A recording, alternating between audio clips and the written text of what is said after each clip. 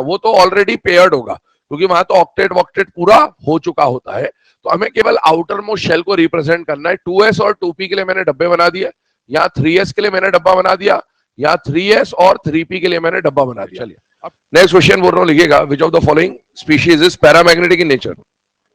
Which of the following species is paramagnetic in nature? Options लिखेंगे, options लिखेंगे। पहला option लिखे CCl4, पहला ऑप्शन लिखे CCl4। दूसरा ऑप्शन लिखे अमोनिया NH3,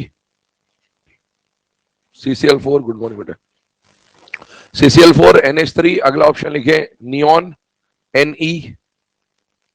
नियॉन Ne। और लास्ट ऑप्शन लिखे NO2। याद करके आई थी आंसर। चलो, करेक्ट आंसर इज NO2। देखिए, आपको अभी क्वेश्चन में ये पूछा गया कि इनमें से कौन सा पैरामैग्नेटिक है, ठीक है ना। एक बात क्लियरली समझ ले, जब भी पैरामैग्नेटिक या डायमैग्नेटिक का क्वेश्चन आता है, सबसे पहला काम हमें जो करना है वो क्या है, हमें ऑड इलेक्ट्रॉन और इवन इलेक्ट्रॉन काउंट करना है, ठीक है। अब आप इन चारों केसेस में, चारों ऑप्शंस में जब इलेक्ट्रॉन्स की काउंटिंग करेंगे, तो आप पहले काउंट कर लो, चारों में काउंटिंग करिए, चारों में काउंटिंग करिए। टोटल इलेक्ट्रॉन देख लें या टोटल वैलेंस इलेक्ट्रॉन देख लें, दोनों में से कुछ भी देख लें, तो आपको बाकी तीन जो ऑप्शन से शुरू के 1 2 3 है ना, वहां पर आपको क्या मिल रहा होगा, इवन नंबर ऑफ इलेक्ट्रॉन मिलेंगे। लेकिन जो फोर्थ वाला केस है, वो हमने एग्जांपल में भी वैसे तो कर रखा है। फोर्थ वाले केस में जब आप NO2 को सॉल्व करेंगे तो वहां पर ऑड नंबर ऑफ इलेक्ट्रॉन्स आएंगे। तो अब पैरामैग्नेटिक पूछा है, तो बेटा पैरामैग्नेटिक इनमें से कोई एक ही होगा, क्योंकि हमारे सिलेबस में मल्टीपल वाला है ना केस नहीं बनता। तो एक आंसर कोई टिक करना है, तो ऑड वाला तो डेफिनेटली कैसा होगा बेटा, पैरामैग्नेटिक होगा, जो कि NO2 है। इवन वाले जो तीन है, इवन वाले पैरा भी हो सकते हैं, इवन वाले डाया भी हो सकते हैं, बट अभी क्योंकि एक ही ऑप्शन सही होगा तो डेफिनेटली हम ऑड वाले को टिक कर देंगे, इवन वाले को हमें चेक करने की जरूरत नहीं है। बाई चांस चारों ऑप्शन इवन आ जाए, फिर तो आपको देखना ही पड़ेगा कि भाई कौन ऑड है और कौन नहीं है, या कौन पैरामैग्नेटिक है या कौन पैरामैग्नेटिक नहीं है, ठीक है। अभी उसके ऊपर भी बात करते हैं। Good morning.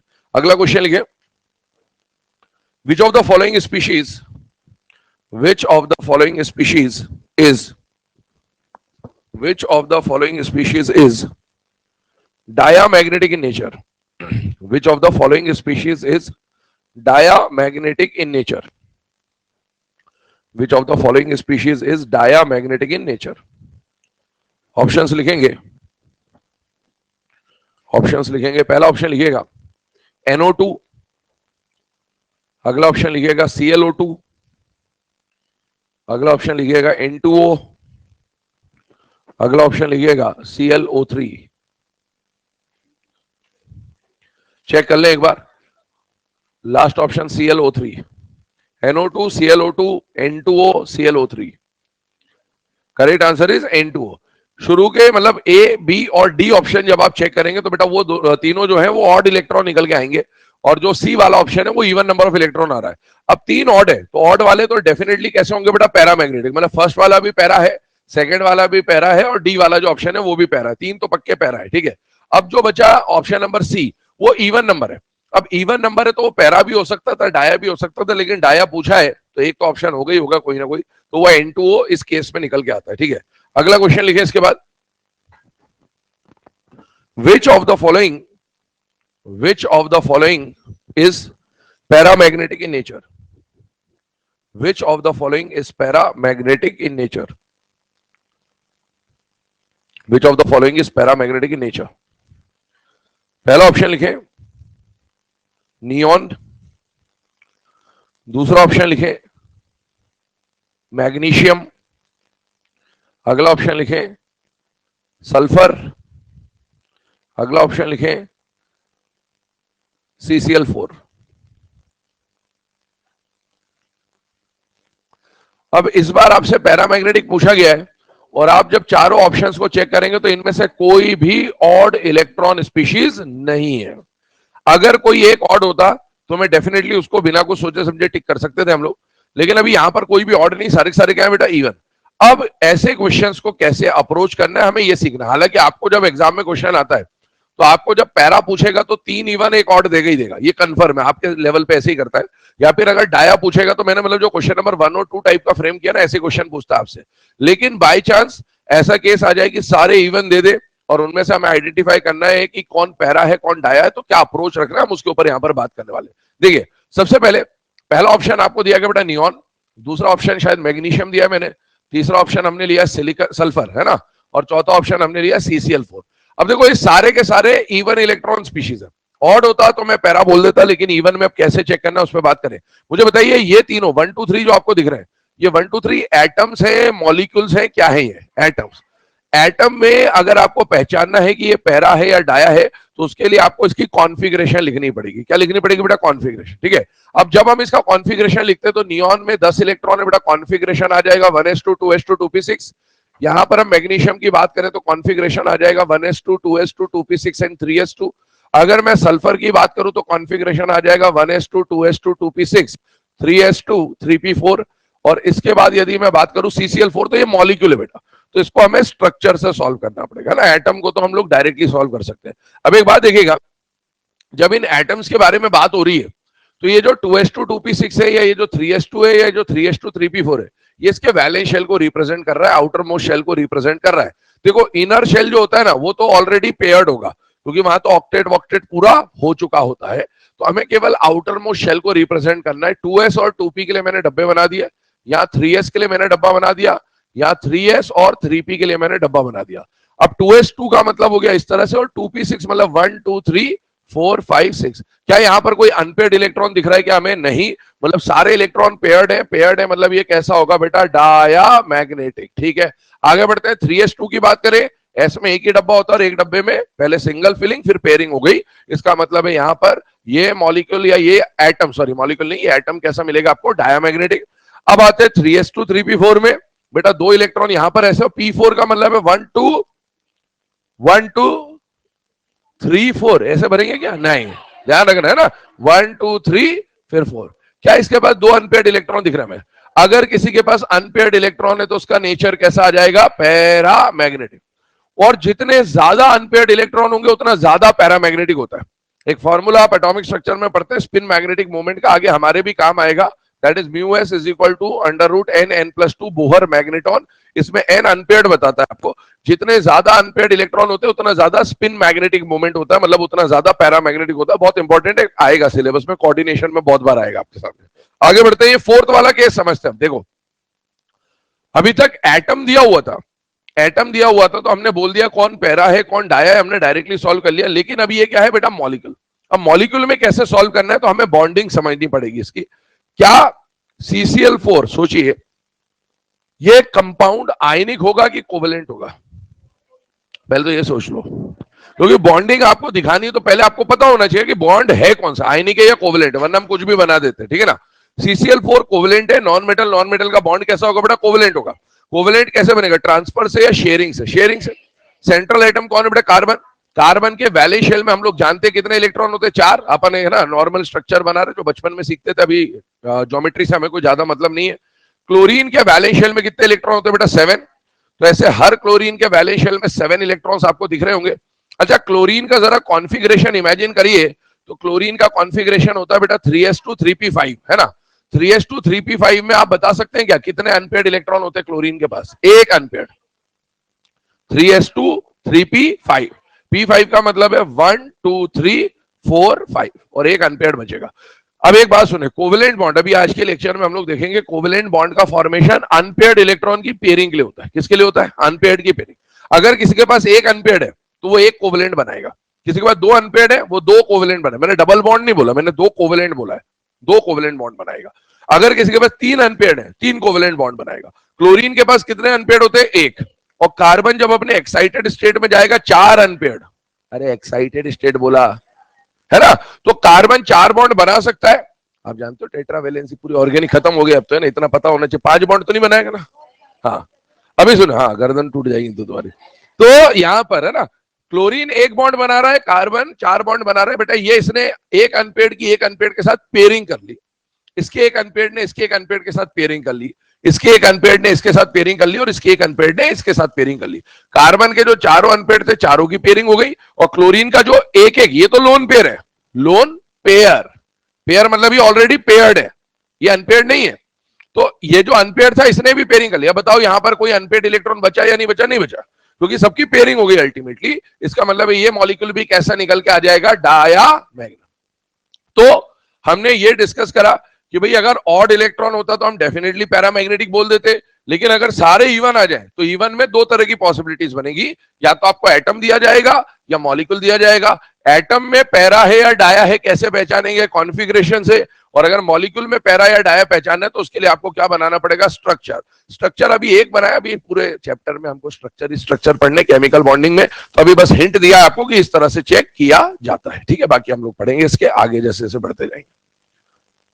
अब एक और क्वेश्चन यहां पर बोल देता हूं आपको, लिख लें उसको, फिर आगे बढ़ते हैं।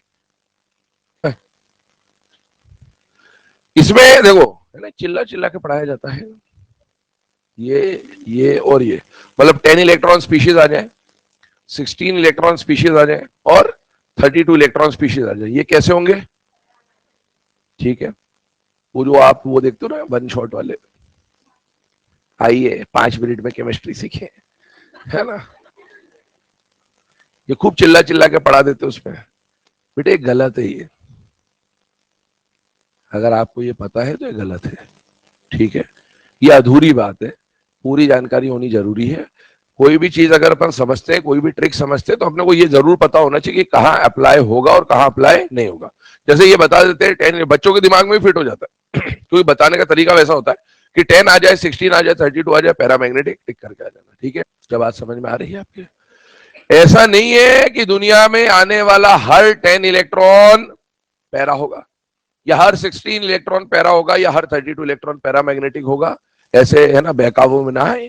ध्यान रखिए, ये जो बात बोली जाती है, ये बोलने वालों को भी आधों को तो पता नहीं रहती कहां बोलना है ना। ये जो पॉइंट है ना, ये एप्लीकेबल है सिर्फ और सिर्फ होमो डाई एटॉमिक मॉलिक्यूल्स के लिए। किसके लिए एप्लीकेबल है? होमो डाई एटॉमिक मॉलिक्यूल्स के लिए। ये बात वैलिड है जब अपन एमओटी पढ़ेंगे। एमओटी हमारे सिलेबस में हमें डायटोमिक स्पीशीज के लिए पढ़ना होता है, वहां ये बात वैलिड है। वरना ऐसा मत करना कि कोई भी 10 इलेक्ट्रॉन वाला स्पीशीज आ जाए तो आप बोल दो कि पैरामैग्नेटिक है, गलत हो जाएगा बेटा। NH3 बताइए कितने इलेक्ट्रॉन है इसमें? 10।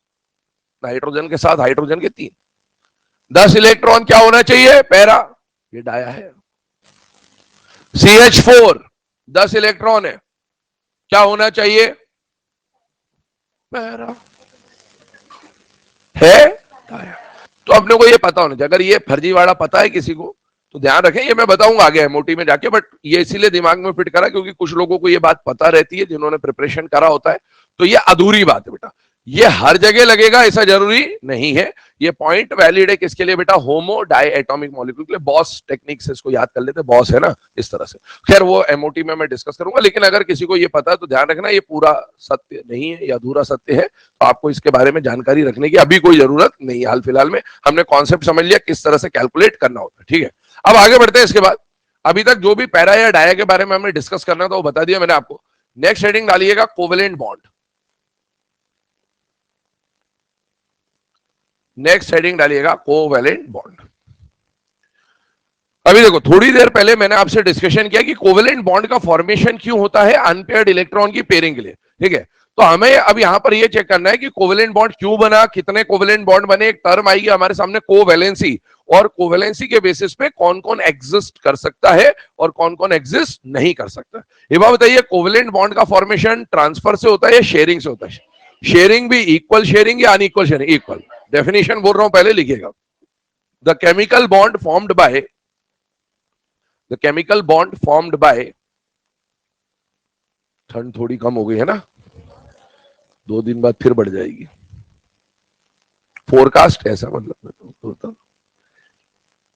The chemical bond formed by mutual sharing of electrons, mutual sharing of electrons between two atoms, mutual sharing of electrons between two atoms is known as covalent bond. Mutual sharing of electrons between two atoms is known as covalent bond. है ना, तो दो atoms के बीच में अगर mutual sharing of electron हो रहा है, इक्वल शेयरिंग ऑफ इलेक्ट्रॉन हो रहा है, तो जो बॉन्ड बनेगा वो क्या बनेगा बेटा? Covalent bond. दूसरी बात, अलबेली वाला पॉइंट ध्यान रखेंगे, पहले बता चुका हूं आपको, बार बार रिपीट होगा। अलबेली के CBI क्या होते हैं? आयनिक होते हैं ना, आयनिक होते हैं ना, कोवेलेंट होते हैं। ध्यान रखना है ना, बस CBI याद करके मत चले जाना, क्या होते क्या नहीं होते वो भी पता होने चाहिए। अलबेली के CBI क्या मिलेंगे? कोवेलेंट मिलेंगे। चलिए आइए अब कोवेलेंट बॉन्ड के बारे में डिस्कशन करें। देखो अभी मैंने आपको बोला कि जिसके पास जितने अनपेयर्ड इलेक्ट्रॉन होंगे उतने कोवेलेंट बॉन्ड बनाएगा। लेकिन ये बात पता कैसे चली? ये बात पता करने से पहले हमें, अभी तक हमने एक थ्योरी पढ़ ली है, वो हमने क्या पढ़ी बेटा? Lewis octet rule. तो पहले तो ऐसा माना जाता था ना कि कोई भी एटम बॉन्ड बना रहा है तो क्यों बना रहा है? ऑक्टेट के लिए। ये जो अनपेयर्ड वाली बात है तो बाद में पता चलेगी। तो पहले लुईस ऑक्टेट के हिसाब से समझते कि क्या था, और बाद में पता कैसे चला कि ऑक्टेट से कोई मतलब नहीं होता, अनपेयर्ड से मतलब होता है। वो दोनों के ऊपर हम लोग जस्टिफिकेशन देख रहे हैं। अभी यहां पर मैं कुछ एग्जांपल बता रहा हूं, अभी लिखना नहीं है आपको, समझ लीजिए। पहले H2 लेंगे बेटा एग्जांपल नंबर 1 में, सेकेंड एग्जांपल में हम लोग लेंगे बेटा O2, और तीसरे एग्जांपल में लेंगे बेटा हम लोग N2। ठीक है, ये 3 मॉलिक्यूल्स लिए। क्या आप जानते हैं H2 में हाइड्रोजन हाइड्रोजन के बीच में सिंगल बॉन्ड होता है या नहीं होता? बेटा होता है। O2 में ऑक्सीजन ऑक्सीजन का डबल बॉन्ड होता है, और N2 में ट्रिपल बॉन्ड होता है। तो हम तीनों के मीनिंग से इसको समझने की कोशिश करेंगे। देखिए, सबसे पहली बात, हाइड्रोजन के वैलेंस शेल में एक इलेक्ट्रॉन है, हाइड्रोजन के वैलेंस शेल में एक इलेक्ट्रॉन है। ठीक है, अब मुझे बताइए, पहले ऑक्टेट रूल के हिसाब से, जो थ्योरी हम लोग पढ़ चुके हैं उसके हिसाब से, हाइड्रोजन क्या करना चाहता है? अपना ड्यूप्लेट पूरा करना चाहता है। एक बात बताइए, हाइड्रोजन मेटल है या नॉन मेटल? बेटा नॉन मेटल। हाइड्रोजन क्या है? Non metal. ऑक्सीजन मेटल है या नॉन मेटल है? Non metal, non metal. यहां पर भी नॉन मेटल और नॉन मेटल। अब इसका मतलब है यहां पर सारे नॉन मेटल है, तो बॉन्ड कैसा बनेगा? कोवेलेंट। कोवेलेंट ट्रांसफर से बनेगा, शेयरिंग से बनेगा? शेयरिंग क्यों करना चाहता है? ऑक्टेट पूरा करने के लिए, है ना। कुल मिला के बात वही आ गई। तो अब इसको ऑक्टेट, ये तो ड्यूप्लेट पूरा करेगा, ड्यूप्लेट पूरा करने के लिए इसको शेयर करना है। ये दे नहीं सकता, ले नहीं सकता, शेयर करेगा। बताइए इसको कितने इलेक्ट्रॉन की जरूरत है? एक की, इसको भी एक की। दोनों ने अपना एक एक इलेक्ट्रॉन आमने सामने रख दिया कि भाई बराबर बराबर शेयर करेंगे। तो हाइड्रोजन ने अपना एक इलेक्ट्रॉन इसके सामने रख दिया, और जो दूसरा हाइड्रोजन है उसने अपना एक इलेक्ट्रॉन इसके सामने रख दिया। दोनों के बीच में सिंगल इलेक्ट्रॉन पेयर की शेयरिंग हुई, और जितने पेयर्स शेयर होते हैं उतने ही कोवेलेंट बॉन्ड बनते हैं। मतलब यहां पर क्या मिला आपको? हाइड्रोजन का सिंगल कोवेलेंट बॉन्ड। ठीक है, आगे बढ़ते हैं। क्या इसका ड्यूप्लेट पूरा हो गया? यस, स्टेबिलिटी मिल गई। तो लुईस ऑक्टेट रूल बढ़िया तरीके से काम कर रहा है कि शेयरिंग करके अपना ड्यूप्लेट या ऑक्टेट इसने पूरा किया। आगे बढ़ते हैं, ऑक्सीजन पे आते हैं। ऑक्सीजन के वैलेंस शेल में कितने इलेक्ट्रॉन होते हैं बेटा? 6। 1 2 3 4 5 6। यहां पर भी ऑक्सीजन के वैलेंस शेल में देखें तो कितने इलेक्ट्रॉन है बेटा? 6। अब इसको भी शेयरिंग करनी है, शेयरिंग करके अपना ऑक्टेट पूरा करना है। इसको ऑक्टेट के लिए 2 इलेक्ट्रॉन चाहिए, इसको 2 इलेक्ट्रॉन चाहिए। दोनों ने 2-2 इलेक्ट्रॉन आमने सामने रखे, शेयर किया और ऑक्टेट पूरा करने चले गए। चलिए देख लेते हैं इस कंडीशन को। इसने 2 इलेक्ट्रॉन शेयर करे, इसने 2 इलेक्ट्रॉन शेयर करे। ऑक्सीजन ऑक्सीजन के बीच में 2 इलेक्ट्रॉन पेयर्स की शेयरिंग हुई, इसलिए क्या बनेगा बेटा? डबल कोवेलेंट बॉन्ड, है ना। लोन पेयर अभी अपन शो नहीं कर रहे। यहां पर आइए, नाइट्रोजन के वैलेंस शेल में 5 इलेक्ट्रॉन है बेटे, और यहां पर भी नाइट्रोजन के वैलेंस शेल में 5 इलेक्ट्रॉन है। इसको ऑक्टेट पूरा करने के लिए 3 चाहिए, इसको 3 चाहिए, तो 3-3 इलेक्ट्रॉन आमने सामने रख दिए। अब इसने 3 इलेक्ट्रॉन शेयरिंग में प्रोवाइड करे, और इसने भी 3 इलेक्ट्रॉन शेयरिंग में प्रोवाइड करे। नाइट्रोजन नाइट्रोजन का ट्रिपल बॉन्ड बन गया, और इस तरह से ऑक्टेट पूरा हो गया। क्या ये लुईस ऑक्टेट रूल को बढ़िया तरीके से फॉलो कर रही है बातें? हाँ, ठीक है। लेकिन शुरू में तो ये बात वैलिड रही, फिर इसके बाद मॉलिक्यूल्स निकल के आए जो अपन ने प्रीवियस क्लासेस में पढ़े थे। हाइपरवैलेंट, हाइपोवैलेंट, वो भी तो कोवेलेंट थे, पर उन्होंने तो ऑक्टेट रूल को फॉलो नहीं किया। तो फिर ऐसा क्या था कि ये तो ऑक्टेट रूल फॉलो कर रहे हैं और वो नहीं कर रहे, जबकि ये भी कोवेलेंट है, वो भी कोवेलेंट। फिर इसके पीछे लॉजिक ढूंढा गया कि भाई ऐसा है क्या? या तो दोनों का रीजन सेम होना चाहिए ना, भाई कोवेलेंट बॉन्ड बना तो इसने जो करा वही काम उसको भी करना चाहिए था, या उसने जो काम किया वही काम इसको करना चाहिए था। तो फिर एक चीज देखी गई, वो अनपेयर्ड इलेक्ट्रॉन के बेसिस पे था। क्या था अनपेयर्ड का कहानी? ध्यान से देखिएगा, ध्यान समझिएगा। हाइड्रोजन का एटॉमिक नंबर क्या है? 1। इसका जब आप कॉन्फ़िगरेशन लिखोगे तो क्या आएगा? 1s1। 1s का आप डब्बे वाला डायग्राम बनाएंगे। डब्बे वाला डायग्राम जब भी बोलूं मतलब ऑर्बिटल डायग्राम की बात कर रहा हूं। क्या इसके पास एक अनपेयर्ड इलेक्ट्रॉन दिख रहा है बेटे? हाँ। आइए ऑक्सीजन पे आते हैं। ऑक्सीजन का एटॉमिक नंबर 8 है। कॉन्फ़िगरेशन लिखा जाएगा 1s2 2s2 2p4। बॉन्डिंग में हमेशा आउटर मोस्ट शेल या वैलेंस शेल पार्टिसिपेट करेगा, तो केवल हम उसी को रिप्रेजेंट करेंगे यहां पर। और बेटा 2s और 2p को यदि मैं रिप्रेजेंट करूं तो यहां पर 1 2, यहां पर 1 2 3 एंड 4। क्या इसके पास 2 अनपेयर्ड इलेक्ट्रॉन है या नहीं है? इसी तरीके से मैं नाइट्रोजन पे चलूं तो नाइट्रोजन का एटॉमिक नंबर है बेटा 7। इसका कॉन्फ़िगरेशन आएगा 1s2 2s2 2p3। इसके आउटर मोस्ट शेल का ये है ना केस है, और हम हमेशा बॉन्डिंग में आउटर मोस्ट शेल या वैलेंस शेल पार्टिसिपेट करेगा, तो हम उसके लिए डब्बे वाला डायग्राम बनाते हैं। और अगर इसको रिप्रेजेंट किया जाए तो 2s में 2 इलेक्ट्रॉन है और 2p में 1 2 3 है। क्या इसके पास 3 अनपेयर्ड बेटा? अब देखो, एक अनपेयर्ड है तो कैसा बॉन्ड बना रहा है? एक बॉन्ड बना रहा है। 2 अनपेयर्ड है तो कैसे बॉन्ड बना रहा है? 2 बॉन्ड बना रहा है। और 3 अनपेयर्ड तो कैसे बॉन्ड बना रहा है? 3 बना रहा है। तो अगर इसने ये बात फॉलो करी है तो इसका मतलब इधर ध्यान सुनिएगा, PCl5 की जब बात कर रहे हैं, पिछली क्लास में PCl5 पढ़ा था, ये कैसा मॉलिक्यूल था? हाइपर वैलेंट एक्सपांडेड ऑक्टेट था।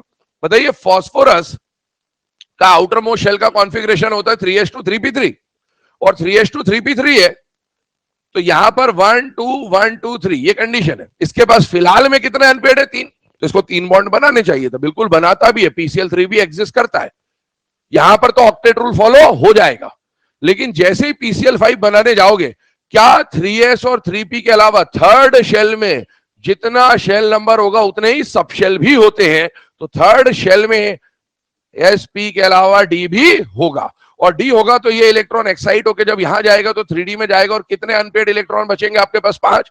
जितने अनपेयर्ड इलेक्ट्रॉन होंगे उतने ही कोवैलेंट बॉन्ड का फॉर्मेशन होगा। यहां पर ऑक्टेट से ज्यादा, ये 10 इलेक्ट्रॉन है, पर फिर भी इसने 5 कोवैलेंट बॉन्ड बनाए, और उसका जस्टिफिकेशन कहां से आया? अनपेयर्ड इलेक्ट्रॉन से।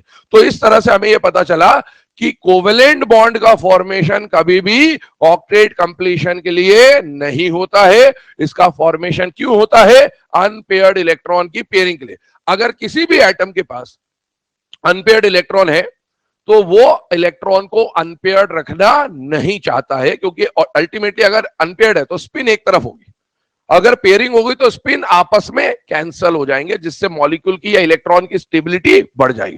तो इसीलिए अल्टीमेट मोटिव जो कोवैलेंट बॉन्ड का होता है वो होता है अनपेयर्ड इलेक्ट्रॉन की पेयरिंग। अगर एक अनपेयर्ड है, यहां से देखिएगा, अगर एक अनपेयर्ड इलेक्ट्रॉन है तो एक कोवैलेंट बॉन्ड बनाएगा, अगर 2 अनपेयर्ड इलेक्ट्रॉन है तो 2 कोवैलेंट बॉन्ड बनाएगा, अगर 3 अनपेयर्ड इलेक्ट्रॉन है तो 3 कोवैलेंट बॉन्ड बनाएगा, 4 अनपेयर्ड है तो 4 कोवैलेंट बनाएगा, 5 है तो 5 बनाएगा, 6 है तो 6 बनाएगा। ऐसा करते वक्त, ध्यान सुनिएगा, ऐसा करते वक्त ऑक्टेट रूल फॉलो हो भी सकता है और नहीं भी हो सकता है। इसको ऑक्टेट से कोई लेना देना नहीं है, इसको सिर्फ एक चीज से लेना देना है, मुझे अपने अनपेयर्ड इलेक्ट्रॉन की पेयरिंग करनी है। उसके लिए चाहे कुछ भी ऑक्टेट फॉलो हो ना हो, ऑक्टेट से कम हो, ऑक्टेट से ज्यादा हो, इट डज नॉट मैटर। ठीक है, तो एक काम करें, सबसे पहले तो ये जो रिप्रेजेंटेशन आपके, अच्छा एक बात और समझना, मैंने यहां पर बोला, ध्यान सुनिएगा, 2 अनपेयर्ड इलेक्ट्रॉन है तो 2 कोवैलेंट बॉन्ड, मैंने ये नहीं बोला डबल बॉन्ड बनाएगा, फिर से बोल रहा हूं, 3 अनपेयर्ड इलेक्ट्रॉन है, 3 कोवैलेंट बॉन्ड बनाएगा, मैंने ये नहीं बोला ट्रिपल बॉन्ड बनाएगा, है ना। 2 कोवैलेंट बॉन्ड बनाने के 2 तरीके, 2 कोवैलेंट बॉन्ड बनाने के 2 तरीके, या तो एक डबल बॉन्ड बना ले या 2 सिंगल सिंगल बना ले, H2O, oxygen hydrogen hydrogen. 3 covalent bond बनाने 3 तरीके, एक ट्रिपल, एक डबल, एक सिंगल, और 3 सिंगल सिंगल सिंगल। क्या बात समझ में आ रही है? बॉन्ड 3 बनाने, ट्रिपल बनाए, डबल बनाए, सिंगल बनाए, बनाने 3 बॉन्ड होते हैं। नोट करें फटाफट, इसको लिख लिया बेटे, फटाफट लिखो।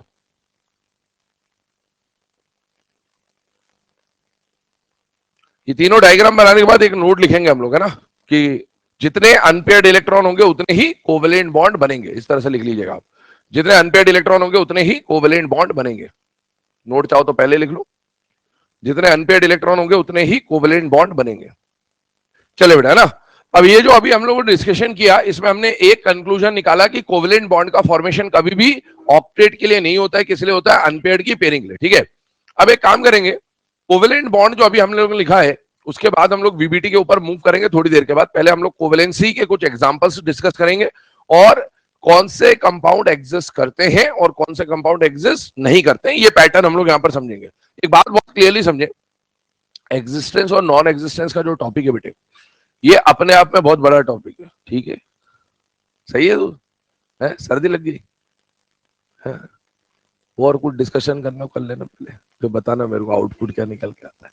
ठीक है, तो जो अब जो थे उस समय उनको पता है क्या बात हो रही, जो नहीं थे उनको नहीं पता, ठीक है ना। हाँ, तो देखिए, हम लोग जब यहां पर एग्जिस्टेंस और नॉन एग्जिस्टेंस की बात करेंगे तो बहुत ध्यान सुनिएगा, एग्जिस्टेंस नॉन एग्जिस्टेंस अपने आप में एक बहुत बड़ा टॉपिक है।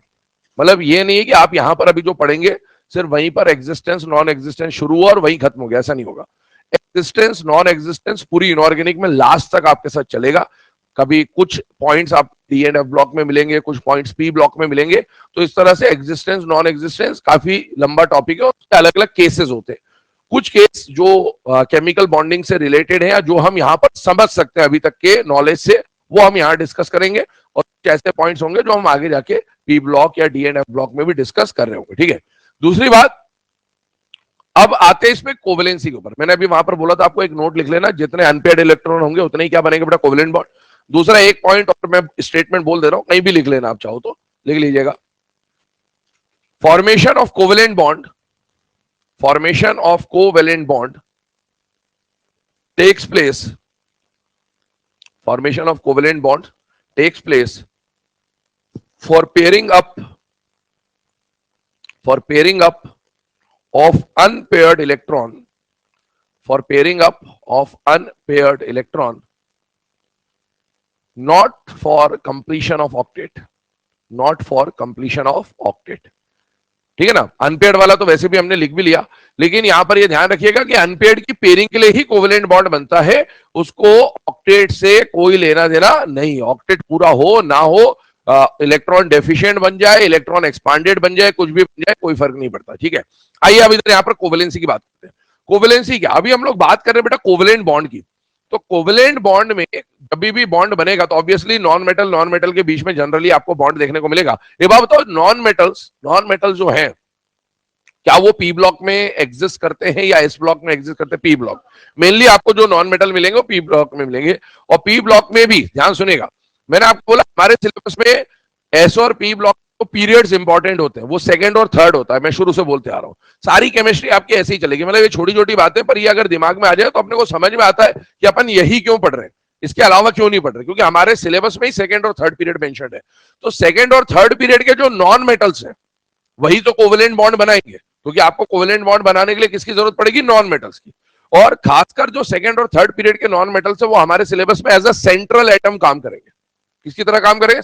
उन्हीं के कंपाउंड्स आप पढ़ोगे अल्टीमेटली। मुझे बताइए, सेकंड पीरियड में बालिका और थर्ड पीरियड में सीता। बालिका के इधर कौन आता है? Carbon, nitrogen, oxygen, fluorine. ये रहा कार्बन, ये रहा नाइट्रोजन, ये रहा ऑक्सीजन। इन्हीं को सेंट्रल एटम ट्रीट करके आपको कंपाउंड्स पढ़ने, आपको कार्बन के फैमिली में कार्बन के कंपाउंड्स पढ़ने पड़ेंगे, नाइट्रोजन फैमिली में नाइट्रोजन के कंपाउंड्स पढ़ने होंगे, ऑक्सीजन फैमिली में ऑक्सीजन के खुद O2 और ओजोन पढ़ना होगा। इसी तरह से थर्ड पीरियड पे आइए तो बालिका, सीता, इसके अलावा इधर कौन आएगा? Phosphorus, sulphur, chlorine. तो आप जब ग्रुप मतलब थर्ड पीरियड पढ़ोगे, थर्ड पीरियड में फास्फोरस के कंपाउंड्स पढ़ने हमें, इसमें फास्फोरस के ऑक्सी एसिड्स पढ़ने हमें, फास्फोरस के एलोट्रॉप्स पढ़ने हमें, कार्बन के एलोट्रॉप्स पढ़ने हमें, फास्फोरस में के बाद PCl3, PCl5 और फॉस्फीन का प्रिपरेशन प्रॉपर्टी पढ़ना है, यहां पर अमोनिया का प्रिपरेशन प्रॉपर्टी पढ़ना है। तो आपको जो सिलेबस में है कंपाउंड वो सेकंड और थर्ड पीरियड के ही है बेटा, ठीक है ना। इसी तरह से फास्फोरस के बाद अगला कौन आएगा? सल्फर। तो आप देखिए, जब आप पी ब्लॉक में ग्रुप 16 पढ़ेंगे तो ऑक्सीजन, ओजोन पढ़ेंगे, और उसके बाद सल्फर के कंपाउंड्स पढ़ेंगे, SO2, SO3, H2, H2SO4, contact process, sulphur के ऑक्सी एसिड्स, ये तो पढ़ना है हमें। इसी तरह से जब आप क्लोरीन पे जाओगे तो क्लोरीन के ही कंपाउंड पढ़ने हैं आपको, HCl पढ़ना है आपको, क्लोरीन खुद पढ़ना है, Cl2 पढ़ना है। और हेलोजन्स में क्लोरीन ही नहीं, सारे हेलोजन के ऑक्सी एसिड हम लोग पढ़ते हैं, बट क्लोरीन भी उसमें इन्वॉल्व रहेगा। तो ये अपना सिलेबस ही सेकंड और थर्ड पीरियड के इर्द गिर्द घूमता है, एस और पी ब्लॉक में स्पेसिफिकली, ठीक है। तो आइए अभी हम लोग यहाँ पर कोवेलेंसी के बारे में बात करें। कोवेलेंसी है क्या? तो कोवेलेंसी का मतलब है कोई भी सेकंड या थर्ड पीरियड का जो नॉन मेटल है, स्पेसिफिकली कोई कोवेलेंट बॉन्ड की बात हो रही है, तो वो कितने बॉन्ड्स बनाता है, चाहे अपने ग्राउंड स्टेट में चाहे अपने एक्साइटेड स्टेट में। तो किसी भी कोवेलेंट मॉलिक्यूल बनने के पीछे जो सेंट्रल एटम है, इवन साइड एटम के लिए भी आप डिफाइन कर सकते हो, कोई भी एटम कितने बॉन्ड्स बना। रोज एक ना एक बार बॉटल जरूर गिरानी है ना, साइड में रख दो बिल्कुल।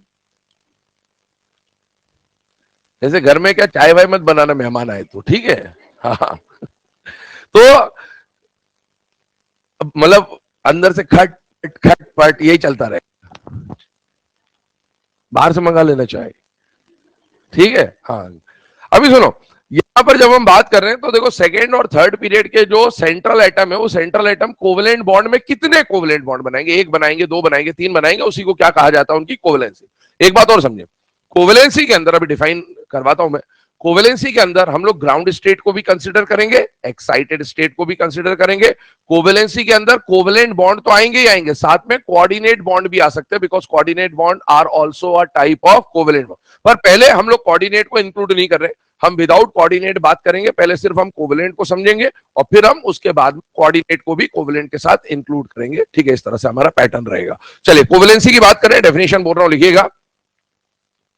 The number of bonds formed by an atom, the number of bonds formed by an atom, the number of bonds formed by an atom in its ground or excited state, number of bonds formed by an atom in its ground or excited state।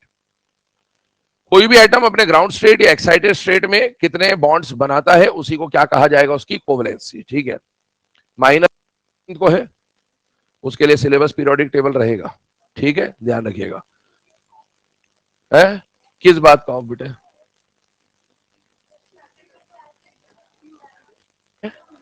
Test 14 को है ना, तो फिर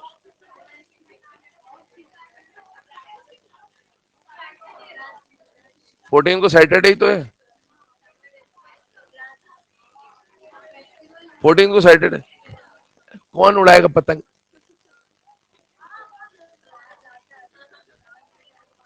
पंद्रह को Sankranti main इस बार। हाँ हाँ, तो ऐसे ही है, 15 को है इस बार संक्रांति, और 14 को जब टेस्ट हो जाएगा उसके बाद से संक्रांति चालू होगी। चलो लिखो, है अभी पढ़ो पढ़ो, अभी पढ़ो। ठीक है, चलो टेस्ट जब भी होगा सिलेबस पीरियोडिक टेबल आएगा, खत्म बात है ना।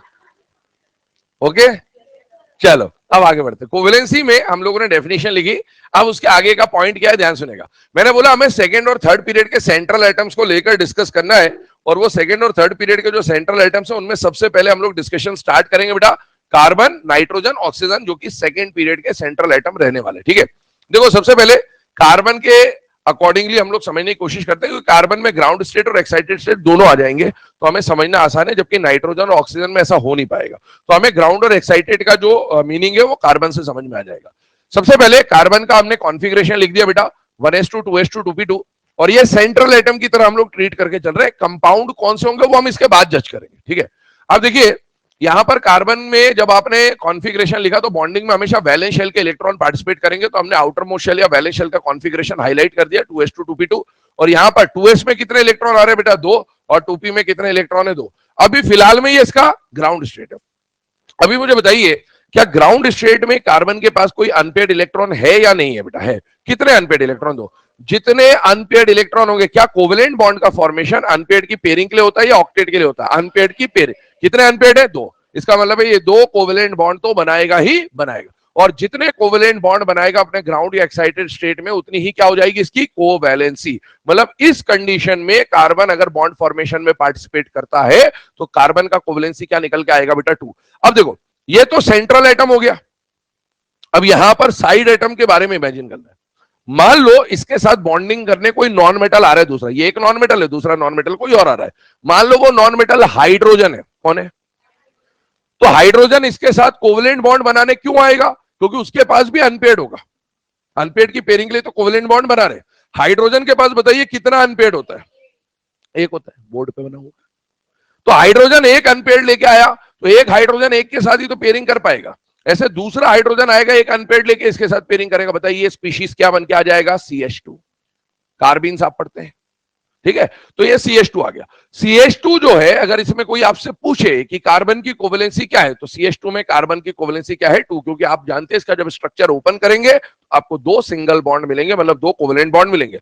मान लीजिए CH2 के बदले अभी साइड एटम जो आ रहा होता, वो साइड एटम फ्लोरीन होता, F होता। तो क्या फ्लोरीन के पास भी एक ही अनपेयर्ड होता है बेटा? हाँ। तो एक फ्लोरीन इसके साथ पेयरिंग करेगा और एक फ्लोरीन इसके साथ पेयरिंग करेगा, तो बताइए स्पीशीज क्या बन जाएगा? CF2। तो ये कुछ ऐसे एग्जांपल है जहां पर कार्बन की कोवेलेंसी 2 है। अगर मैं पूछूं यहां पर हाइड्रोजन की कोवेलेंसी क्या है? 1। एक हाइड्रोजन एक बॉन्ड बना, 2 हाइड्रोजन के गिन के 2 मत बोल देना। कोवेलेंसी इंडिविजुअल एटम की डिफाइन होती है। एक हाइड्रोजन एक बॉन्ड बना रहा है इसलिए हाइड्रोजन की कोवेलेंसी 1, और एक कार्बन 2 बॉन्ड बना रहा है इसलिए कार्बन की कोवेलेंसी 2 है। अच्छा एक और बात बताइए, क्या यहां पर सेम शेल में, अब ध्यान सुनना मैं जो बोल रहा हूं, एक रूल होता है Sidgwick rule of expandable covalency, ठीक है? पर मैं रूल नहीं लिखा रहा हूं क्योंकि एनसीईआरटी मेंशन नहीं करता, अपन उसका मीनिंग समझ लेते हैं। अगर किसी एटम के पास अपने आउटर मोस्ट शेल में, किसमें, आउटर मोस्ट शेल में, इसका आउटर मोस्ट शेल कौन है बेटा, सेकंड। अगर किसी एटम में, किसी एलिमेंट में आउटर मोस्ट शेल में लोन पेयर हो, क्या हो, ये लोन पेयर है, ये लोन पेयर है, ये बॉन्डिंग में पार्टिसिपेट नहीं कर रहा और ये पेयर्ड है, इसीलिए इसको लोन पेयर बोलेंगे, ठीक है। Non bonding pair of electron is considered as a lone pair. तो अगर किसी एटम के आउटर मोस्ट शेल में, ये भी आउटर मोस्ट शेल है, ये भी आउटर मोस्ट शेल है ना, आउटर मोस्ट शेल में लोन पेयर हो और आउटर मोस्ट शेल में ही खाली डब्बा हो, तो वो अपने इलेक्ट्रॉन को प्रमोट कर सकता है और प्रमोट करके अपनी कोवेलेंसी को एक्सटेंड कर सकता है, एक्सपांड कर सकता है। क्या यहां पर कार्बन में ये पॉसिबिलिटी है या नहीं है बेटा, है। सेम शेल में, आउटर मोस्ट शेल में लोन पेयर भी है और आउटर मोस्ट शेल में खाली डब्बा भी है। ध्यान रखना, ऐसा नहीं होना चाहिए कि लोन पेयर दूसरे शेल का हो और डब्बा दूसरे शेल का हो। आउटर मोस्ट शेल में ही लोन पेयर होना चाहिए और आउटर मोस्ट शेल में ही खाली डब्बा भी होना चाहिए। जब ही अपना इलेक्ट्रॉन यहां पर जंप करवाएगा तो जंप करने की वजह से यहां पर 1 2 3 4 ऐसी कंडीशन आएगी बेटा। कितने अनपेयर्ड इलेक्ट्रॉन हो गए, 4। क्या कोवेलेंट बॉन्ड का फॉर्मेशन ऑक्टेट के लिए होता है या अनपेयर्ड के लिए? जितने अनपेयर्ड है उतने कोवेलेंट बॉन्ड इसको बनाने हैं और ये 4 कोवेलेंट बॉन्ड बनाएगा, इसलिए इसका कोवेलेंसी हो जाएगा 4। एग्जाम्पल के फॉर्म में कार्बन, सपोज मैं हाइड्रोजन लाया तो 1 2 3 4 यहां पर आ जाएगा CH4। अगर मैं ऑक्सीजन लाया तो 2, क्योंकि एक ऑक्सीजन 2 अनपेयर्ड लेके आएगा, तो एक ऑक्सीजन आएगा तो 2 के साथ पेयरिंग कर जाएगा और दूसरा ऑक्सीजन आएगा तो 2 के साथ पेयरिंग कर जाएगा, तो ऑक्सीजन 4 नहीं लगेंगे, ऑक्सीजन 2 ही लगेंगे। अगर मैं क्लोरीन लाता हूं तो 4 लगेंगे। इस तरह की सिचुएशन यहां पर बन के आती है, ठीक है। अब आगे बढ़ते हैं, ध्यान सुनिएगा, एक और बात बता रहा हूं, ध्यान सुनना है ना। अभी हम यहां पर एग्जिस्टेंस और नॉन एग्जिस्टेंस की बात करेंगे थोड़ी देर के बाद। मुझे बताइए, यहां पर ये जो भी मॉलिक्यूल्स आपके सामने लिखे गए, ये सब चार्ज्ड है या न्यूट्रल है बेटा? न्यूट्रल है। अब एग्जिस्टेंस नॉन एग्जिस्टेंस में 2 तरह के सिनेरियोज आएंगे आपके सामने, एक तो न्यूट्रल और एक चार्ज्ड। अभी हम जो भी समझ रहे हैं वो न्यूट्रल की बात समझ रहे हैं। जब भी न्यूट्रल से न्यूट्रल में जा रहे होंगे, किससे जा रहे होंगे, न्यूट्रल से न्यूट्रल में, हमेशा कोवेलेंसी 2 से एक्सपांड होगी बेटा। कितने से एक्सपांड होगी? 2 से। 2 से क्यों एक्सपांड होगी? क्योंकि आपने एक्साइट कराया। जब एक्साइटेशन या प्रमोशन कराएंगे तो एक पेयर 2 अनपेयर में कन्वर्ट होगा, इसका मतलब है वो 2 नए बॉन्ड फॉर्मेशन करवाएगा और 2 नए बॉन्ड फॉर्मेशन कराएगा तो पहले जितनी भी कोवेलेंसी थी, कोवेलेंसी उसके मुकाबले 2 से बढ़ जाएगी। अगर यहां 1 होता तो यहां 3 होता, अगर यहां 2 है तो यहां 4 है, अगर यहां 3 होता तो यहां 5 होता। कोवेलेंसी जब भी एक्सपांड होगी, कितने से एक्सपांड होगी? 2 से। कब? न्यूट्रल से न्यूट्रल में, आयन में नहीं। आयन बनने का मतलब क्या? अगर मैंने कार्बन को केटायन के फॉर्म में ले लिया होता तो इसका मतलब है +1 आने का मतलब 1 इलेक्ट्रॉन निकल गया, तो अब कोवेलेंसी 1 से बढ़ती क्योंकि प्लस लगा दिया।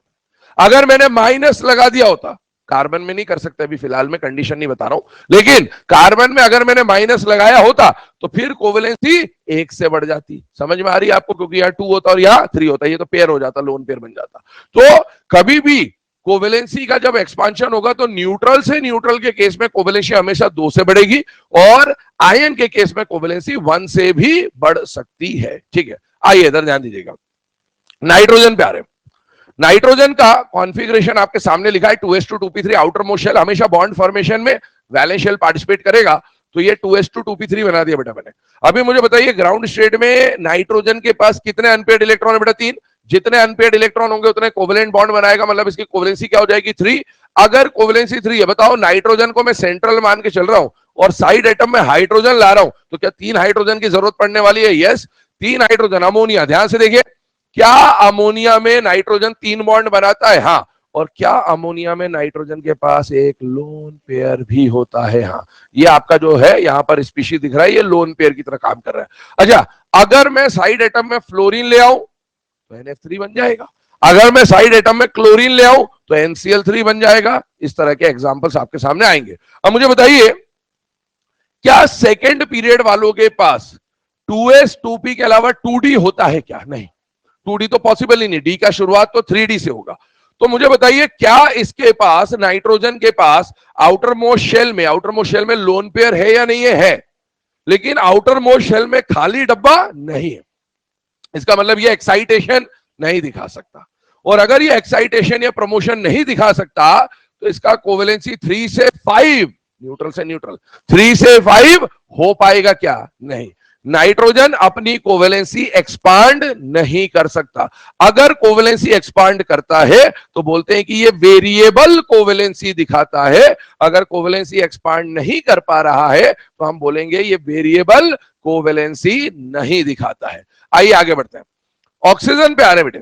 ऑक्सीजन की बात की जाए तो ऑक्सीजन का कॉन्फ़िगरेशन आपके सामने, ये 2s2 और ये 2p4। कितने अनपेयर्ड इलेक्ट्रॉन दिख रहे हैं? 2। जितने अनपेयर्ड इलेक्ट्रॉन उतने ही क्या बनाएगा? Covalent bond. अगर मैं साइड एटम में हाइड्रोजन ले आऊं तो OH2 या H2O वाटर बन गया। अगर मैं साइड एटम में फ्लोरीन ले आऊं तो OF2 या OCl2, इस तरह के स्पीशीज आपको मिल जाएंगे। अब एक बात ध्यान से देखें, यहां पर भी ऑक्सीजन के पास H2O, याद करें क्या H2O में 2 लोन पेयर होते हैं या नहीं होते? होते हैं। तो आप देखो ऑक्सीजन के पास अभी फिलहाल में अपने आउटर मोस्ट शेल में 2 लोन पेयर है। 2 लोन पेयर है, मतलब ये 2 बार एक्साइट हो सकता था, पॉसिबिलिटी होती तो।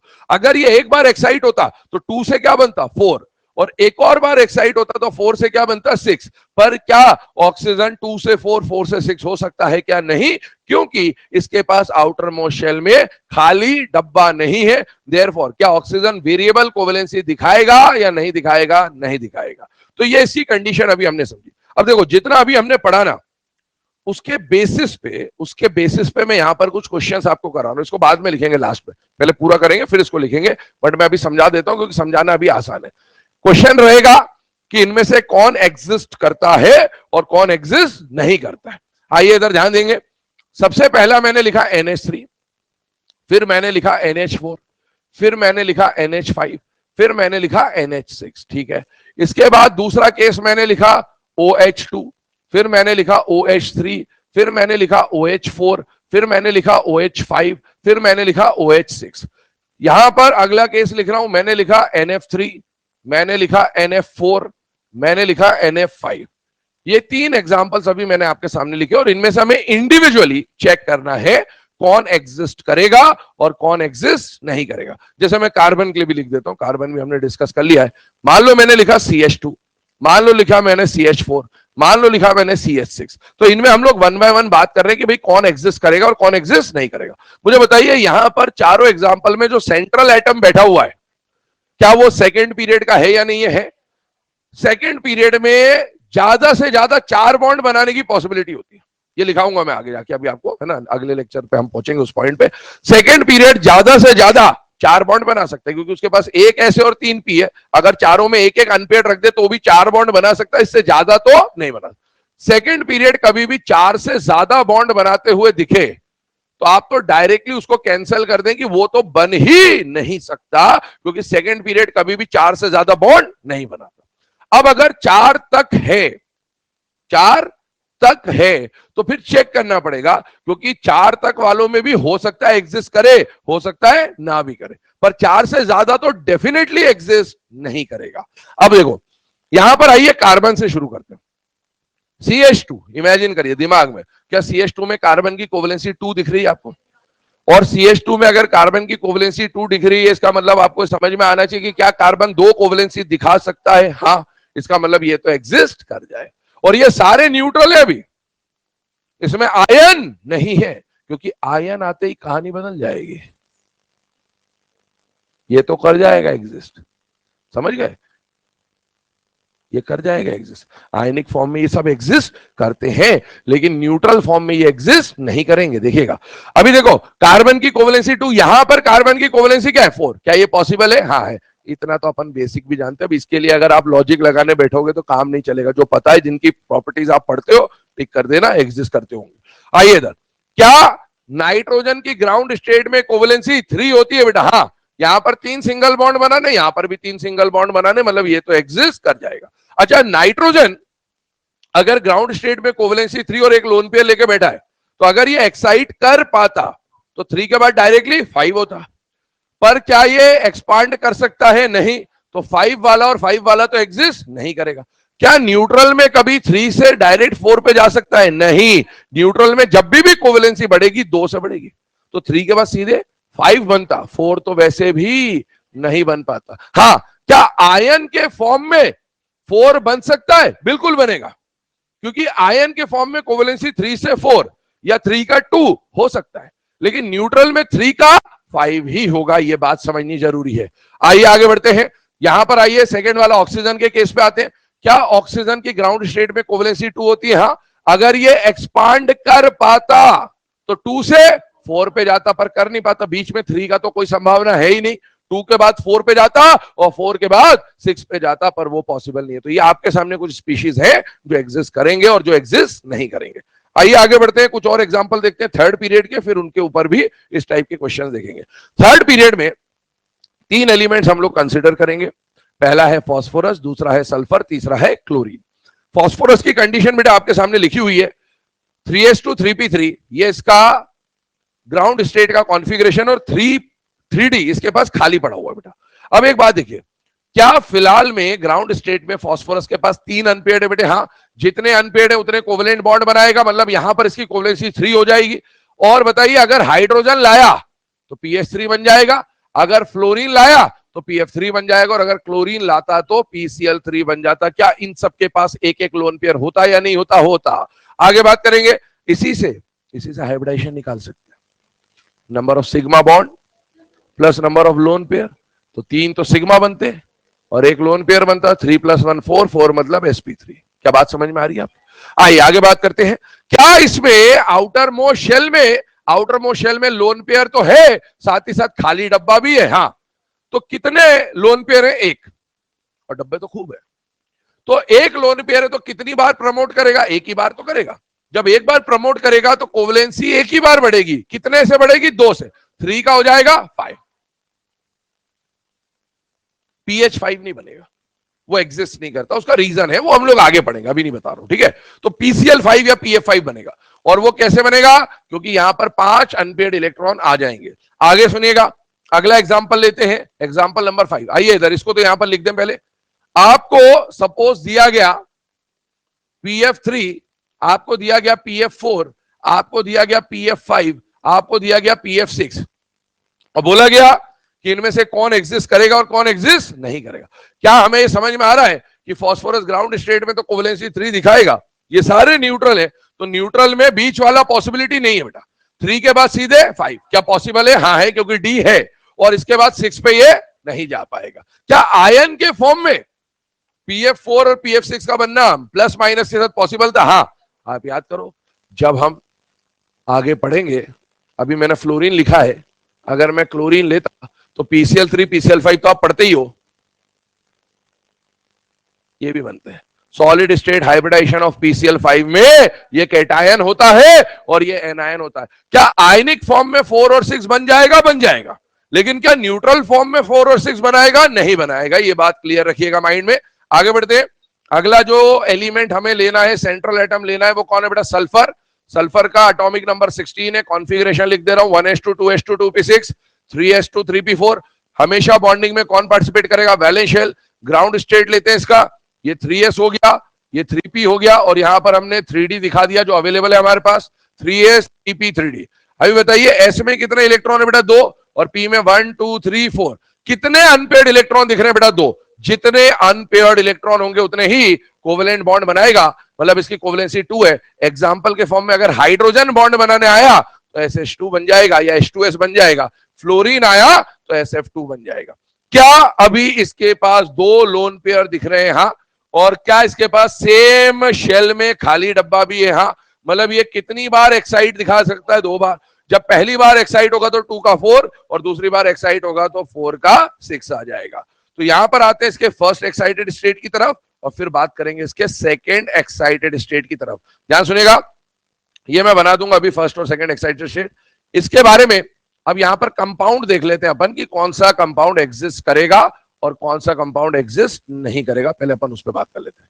देखिएगा, आपको दिया गया SF2, आपको दिया गया SF3, आपको दिया गया SF4, आपको दिया गया SF5, आपको दिया गया SF6, आपको दिया गया SF7, और बोला गया कि इनमें से भाई कौन एग्जिस्ट करेगा कौन नहीं एग्जिस्ट करेगा। तो बेटा 2 वाला एग्जिस्ट करेगा, 4 वाला करेगा, 6 वाला करेगा, बीच वाले या उससे ज्यादा वाले एग्जिस्ट नहीं कर रहे होंगे। ये हमें यहां पर समझ में आना चाहिए।